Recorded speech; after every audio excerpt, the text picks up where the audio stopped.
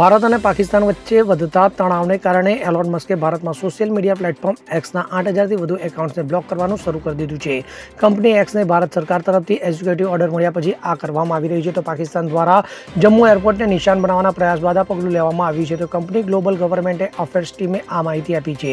અહેવાલ મુજબ આદેશમાં જણાવવામાં આવ્યું છે કે જો એક્સ આ એકાઉન્ટ્સને બ્લોક નહીં કરે તો કંપનીને ભારે દંડ થઈ શકે છે અને તેના સ્થાનિક કર્મચારીઓને જેલની સજા થઈ શકે છે. તો મહત્વનું છે કે સોશિયલ મીડિયા પ્લેટફોર્મ પર ખોટા સમાચાર ફેલાવવાથી લોકોમાં રોષ વધી રહ્યો છે. એટલા માટે સરકારે આટલું મોટું પગલું ભર્યું છે. તો આ ખાતાઓમાં આંતરરાષ્ટ્રીય સમાચાર માધ્યમો અને ઘણા મોટા દિગ્ગજોના એકાઉન્ટ્સનો સમાવેશ થાય છે. તો એક્સે જણાવ્યું હતું કે ઘણા કિસ્સાઓમાં સરકારે સ્પષ્ટ નથી કર્યું કે આ એકાઉન્ટ્સમાંથી કોઈ પોસ્ટ ભારતીય કાયદાઓનું ઉલ્લંઘન કરે છે. જોકે સરકારના આદેશોનું પાલન કરીને એક્સે આ ખાતાઓને બ્લોક કરી દીધા છે.